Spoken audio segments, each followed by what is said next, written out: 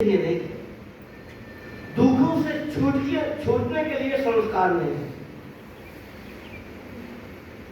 सदगुरु कबीर साहब की जो साखी है, चाहे साखी ग्रंथ की हो, विजक की हो, कुछ साखियां मजबूत है साखी ग्रंथ में। कहा है गुरु ने, नारी दुखी पुत्र बिना, पुरुष दुखी बिन नार, साधु दुखी त्याग बिना, कहे कबीर विचार।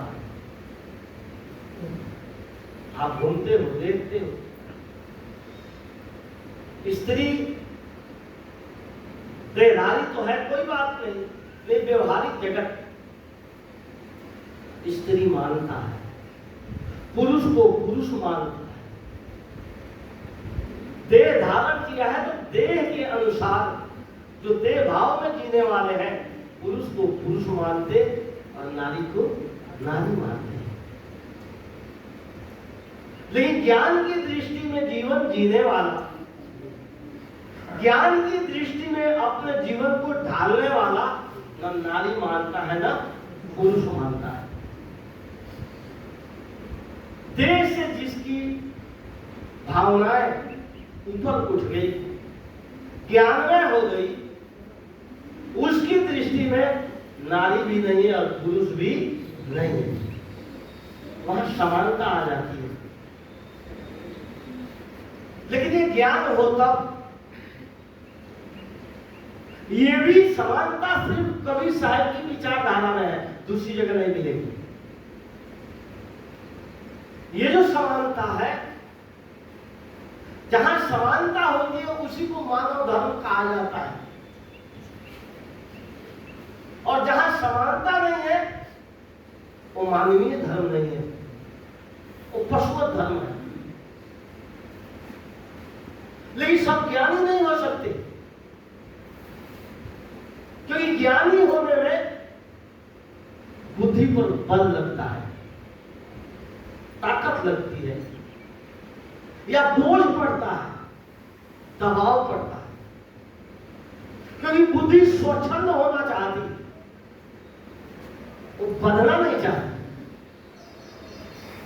जब तक हम कुछ जानेंगे नहीं किसी भी विषय में, चाहे व्यवहारिक जगत हो चाहे आध्यात्मिक जगत हो, जब तक हमें व्यवहारिक जगत का ज्ञान नहीं होगा, आध्यात्मिक जगत का ज्ञान नहीं होगा, तब तक हम मनुष्य नहीं हो सकते। ज्ञान होना ही मनुष्य है। गुरु ने कहा, मानुष तेरा गुण बड़ा, गुण मतलब ज्ञान। आपको परख करनी पड़ेगी क्या गलत है और क्या सही है, क्या बंधन है और क्या मुक्ति है, क्या धर्म है और क्या अधर्म है। ये सारी बातें तो सिर्फ सदगुरु कबीर साहब की विचारधारा के अंतर्गत ही बताई जाती है, दूसरी जगह नहीं। आप एक कहोगे कि आप कबीरपंथी हो इसलिए कहते हो, ऐसा नहीं। लोगों को आप देख कर कहो, देखो क्या विचार है। धार्मिक तथा कथित धार्मिक कहने वाले लोग भी उन भावनाओं में बह जाते और उल्टे सीधे बयान दे देते। लेकिन जो ज्ञान की दृष्टि है, ज्ञानी व्यक्ति ऐसा नहीं बोलता। मूल बात तो है कि नारी दुखी पुत्र बिना, अगर शादी हो जाती है, जो स्त्री है वो क्या चाहती है? पुत्र चाहती है। अगर ये पूछा जाए कि जिसको पुत्र है कौन सा सुख मिला है, सबसे अधिक सुखी और सबसे अधिक दुखी अगर आकलन करोगे, यदि बुद्धि हमारी ठीक नहीं है, विचार हमारे पास नहीं है, तो चाहे किसी भी क्षेत्र में हो, आदमी दुखी का दुखी ही रहेगा। पुत्र जन्मा करके कोई सुखी नहीं होता, लेकिन दुखी है, दुख है। एक मान है कि पुत्र हो जाए, और पुत्र के लिए पता नहीं क्या क्या होता है। कौन सा लोग संकल्प कर लेते, व्रत ले लेते, किस किस देवता की पूजा नहीं कर देते। और जब वो पुत्र हो जाता तो देख लो जीवन की क्या दुर्दशा है, वहां संतुष्टि नहीं मिलती। कोई भी संसार में जीवन जीने वाला, चाहे शिक्षा देकर उसको आगे बढ़ाया हो, चाहे धन देकर आगे बढ़ाया हो, उससे पूछो भाई तुम्हारे दिल में शांति आ गई? बोलेगा नहीं, ये तो एकदम समझ लो कि ये हमें दुखी करके रखा, ये नहीं होता तो ठीक था। जब फल सामने आया तब आपके अंदर ये भाव आया कि ये नहीं होता तो ठीक था। अब ये बड़ा दुखी है। कहा जाता है एक शेर था, उसको पुत्र नहीं था, धन संपत्ति खूब थी, सेठ था, दुकान थी, खूब चलती थी, बढ़िया पैसे और बढ़िया संपत्ति, बढ़िया नाम भी था, लेकिन वो दुखी रहता। दुखी इसलिए रहता कि उसको पुत्र रत्न की प्राप्ति नहीं थी। लोगों से कहता, मित्रों से कहता, संयोगवश समझ लो पुत्र हो गया, खूब धूमधाम से उसको जो उसका जन्मदिन मनाया, इष्ट मित्रों के बीच में अपनी खुशी बांटी। लेकिन कुछ दिनों के बाद जो ही अब उसकी उम्र बढ़ती है, अब उस जो चाहता था सेठ, उसकी चाहनाओं को पानी फिर गया, संगत बदल गई, गलत तरह से खान पान करने लगा, गलत तरह से जीने लगा। कभी चोरी करता, 10 बार चोरी करते करते हजारों रुपयों की चोरी करना शुरू कर देता। एक दिन समझाया, बेटा अरे तेरी संपत्ति है, हम जब तक है तब तो है, लेकिन जब हम चले जाएंगे तो तेरी ही होगी, तू चोरी क्यों करता है? लेकिन मानता नहीं, संगत गलत थी, चोरी करके ले जाता, मित्रों में बैठ करके उड़ाता। और आगे बढ़ा तो पास पड़ोस गांव से भी उड़ाने आने लगे। अब बहुत दुखी हुआ से कहा कि पहले तो ठीक था, नहीं था तो ठीक था, कम से कम उड़ाने तो सुनने को नहीं मिलते, अब तो उड़ाने भी आने लगे। तो दुखी होकर के किसी महात्मा के पास गया और दुखी मन से कहा कि महाराज, एक मेरा पुत्र है, लेकिन उसका जीवन बहुत ही गंदा जीवन जीता है, मलिन जीवन जीता है, उसके कर्म अच्छे नहीं है, वो चोरी करता है, जुआ खेलता है, मांस खाता है, शराब पीता है, सर्व दुर्गुण संपन्न है।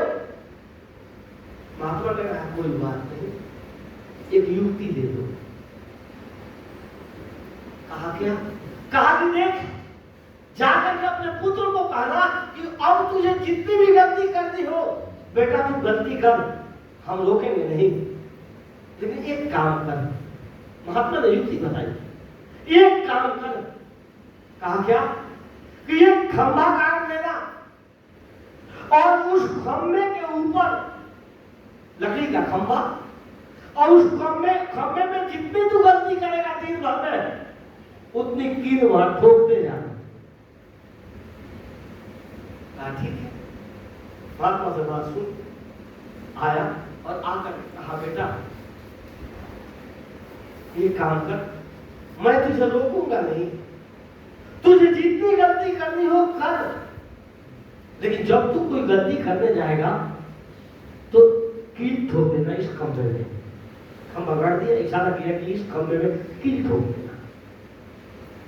अब ऐसा वो तो रुका ही नहीं, ऐसा करते चला, करते करते समय बीत गए, 6 महीने गुजर गए। 6 महीने जब गुजर गए, इतनी गलती हुई कि अब खंभे में कील ठोकने के लिए जगह न रही। अब वो कह रहा है अपने पिता से कि पिताजी अब तो कील ठोकने के लिए जगह है नहीं, अब क्या करूं? कहा बेटा एक काम कर, जो ठोक दिया है ना उखाड़ के फिर ठोक दे, जगह मिल जाएगी। अब ये बात उसको चोट कर गई, फिर उसको निकालू ठोकू। उसने ठोकना बंद कर दिया, कहा पिताजी अब आज के बाद से मैं गलती नहीं करूंगा। कहा तो फिर अब क्या करूंगा आप बताओ। कहा जितने जो है ना इस खंभे में जितने भी कील तूने ठोक रखी है वो कील को उखाड़ दी। वो क्या किया, धीरे धीरे कील सारी निकाल दी। कहा अब क्या हुआ। कहा पिताजी जब कील मैंने निकाल दी तो अब उसकी पहचान, उसकी चिन्ह उस खंभे में है। कहा बेटा ये तो मिटेगा नहीं, ये मिटने वाला नहीं है, तूने ही ठोका है। अब तू उखाड़ा भी तुमने ही है। अब तुझे ये भी दिखाई दिया ये जो कील जो उखड़ गई उसकी पहचान मिटने वाली नहीं है। उसने संकल्प किया कि आज के बाद से अब मैं ऐसा कर्म, ऐसा काम नहीं करूंगा। मतलब क्या है, ये तो कहानी है। जो भी हमने गलत कर्म कर दिए हैं हमारे अंतःकरण में उसकी पहचान है, कभी उभर के सामने आती है। उसके वेग, उसकी वृत्तियां, उसके संस्कार आपके सामने आते हैं और फिर दोबारा वो करने को मजबूर करते हैं। अगर उसको रोकना है तो रोकने के लिए तो आपको समझना पड़ेगा, रोकने के लिए आपको जागरूक होना पड़ेगा, रोकने के लिए आपको सजग होना पड़ेगा, समझदार होना पड़ेगा। समझदारी ऐसे थोड़ी आती है। संसारी आदमी को समझदारी नहीं आती। संसारी आदमी को और दूसरी बात आ जाती है, कोई ईश्वर मिल जाए, कोई परमात्मा मिल जाए, कोई देवी देवता मिल जाए तो कृपा कर दे तो ये बदल जाए। ऐसा नहीं होता। करते समय बदला नहीं, सोचा नहीं, समझा नहीं तो कोई भी ईश्वर, ब्रह्म, परमात्मा, देवी देवता इसको मिटाने वाले नहीं, वो होते ही नहीं। पहली बात तो ये एक हवा है।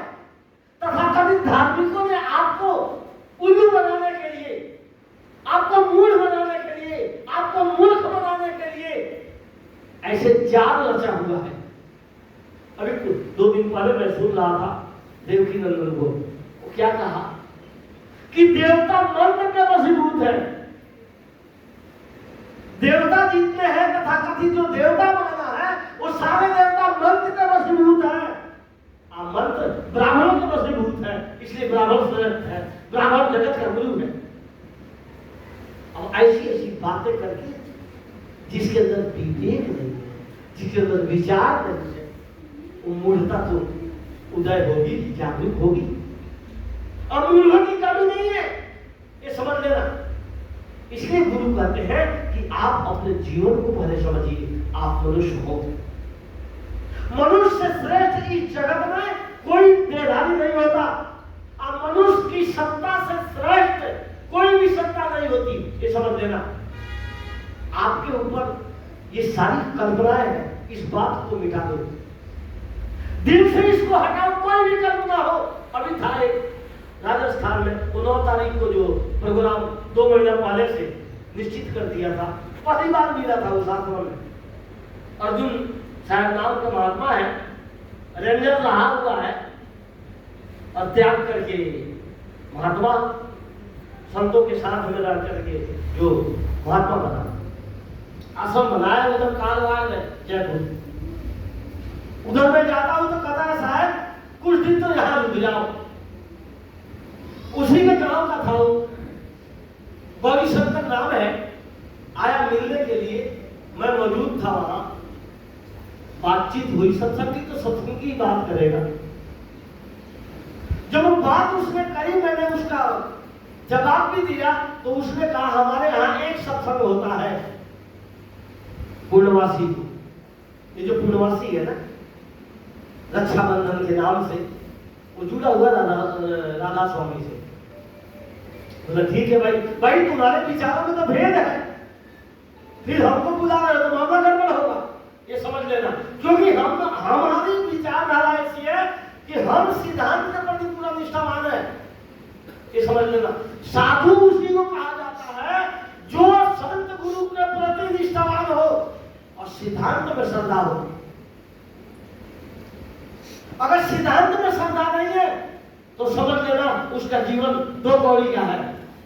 पूरा सदगुरु ना मिला, सुनी अधूरी सीख, स्वाद यति का पहन के घर घर मांगे भीख।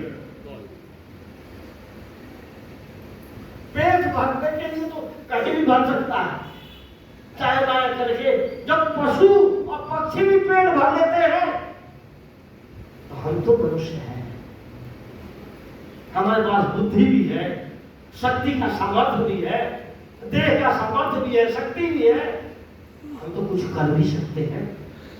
तो पेट भरने में क्या मजबूरी है, क्या दुख है और क्या कठिनाई है। लेकिन अगर वो साधु भी होता है, त्याग भी करता है, तो त्याग किस कारण का? अगर पेट के लिए ही करता हो, पेट पालने के लिए ही करता हो, तो धिक्कार है ऐसे जीवन से। उससे अच्छा तो गृहस्थ बनिए, ईमानदारी से, सच्चाई से अपना जीवन जिए, मेहनत और पुरुषार्थ करके अपना जीवन जिए। गृहस्थ का भी नियम होता है, वो सब आपका समाज बनाया हुआ है, मनुष्यों ने बनाया हुआ है। अब जिस नियम को हम अगर फॉलो नहीं करते, गलत उसका उपयोग करते हैं, तो उसका भी संस्कार आपके चित्त में बनेगा। साधु तो और बड़ी बात होगी। गृहस्थ क्षमा तो यहाँ किसी नाम का नहीं है, बात समझ लेना। चाहे आप गृहस्थ बन के रहो और चाहे आप साधु बन के रहो, क्षमा यहाँ एक भी कौड़ी की कीमत नहीं है क्षमा के नाम से। यदि आप मर्यादित जीवन नहीं जीते, सीमा का जीवन नहीं जीते, मर्यादा का जीवन नहीं जीते, तो समझ लेना आप पशु हो। इसलिए सदगृहस्थ बन के जीवन जीना। गुरु ने क्या कहा कि नारी दुखी पुत्र बिना, पुरुष दुखी बिन नार। कितने लोगों की शादी नहीं होती, शादी नहीं होती तब दुखी है कि शादी हो जाए, शादी हो जाए, कहीं लड़की मिल जाए।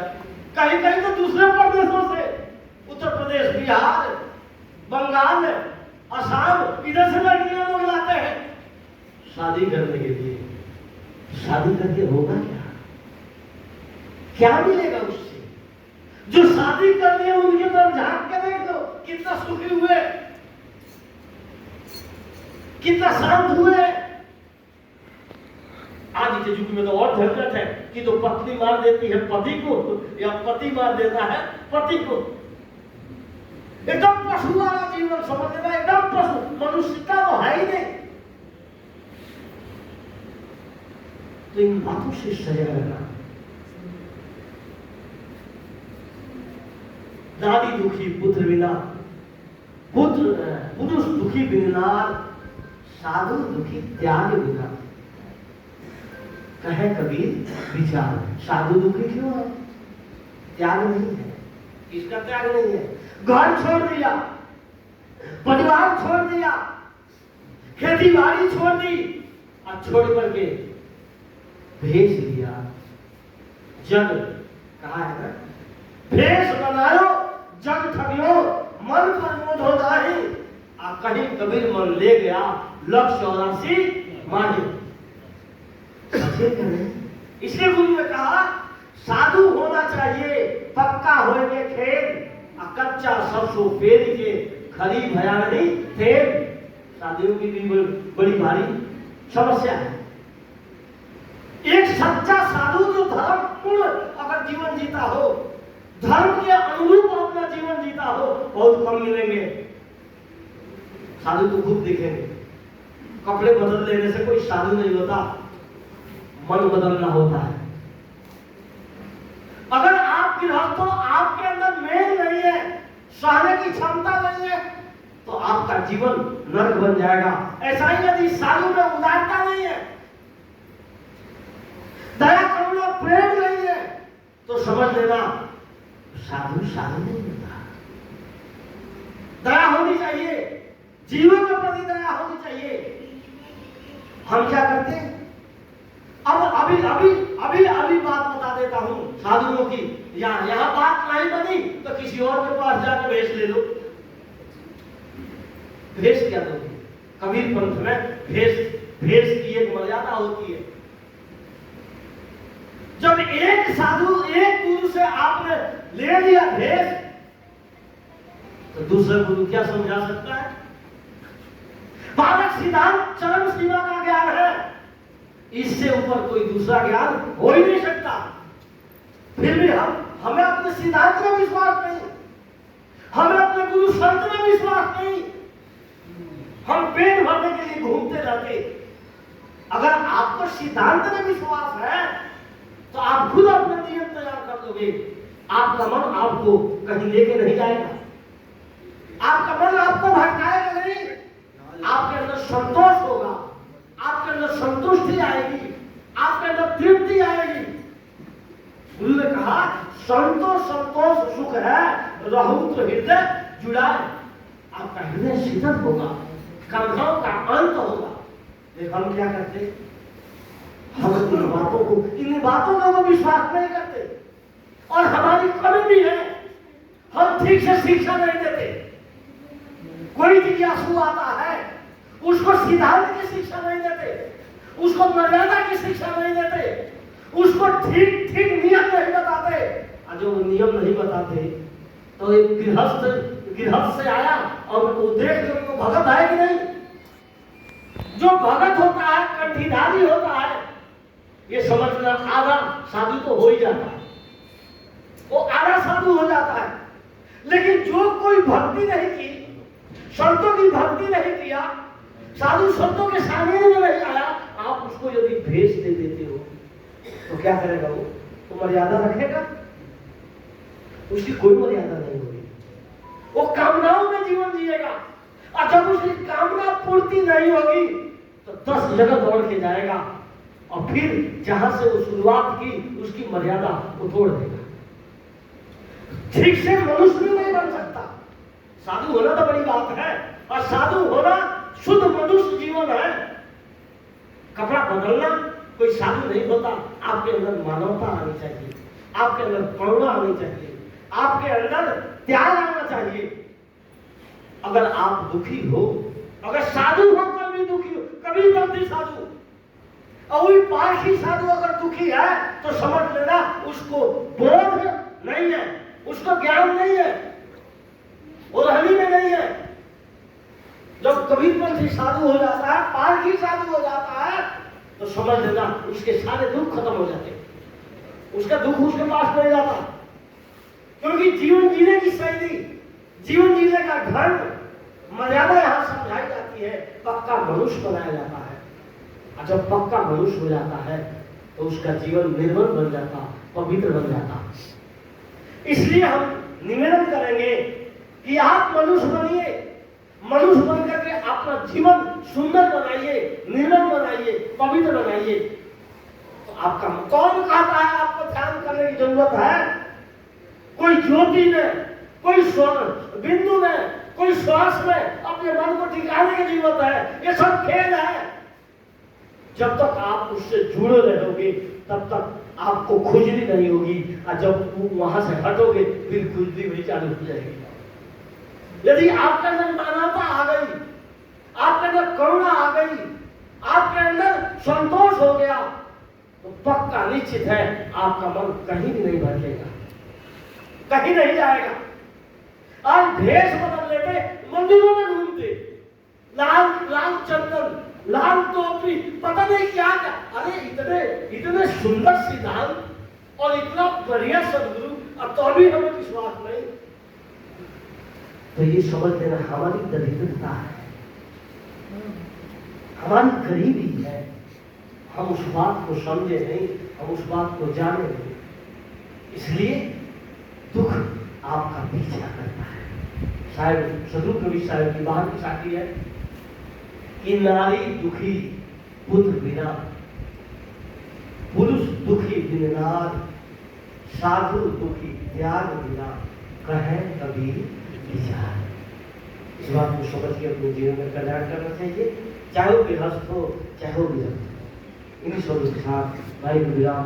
बोलिए श्री सद्गुरुदेव की जय।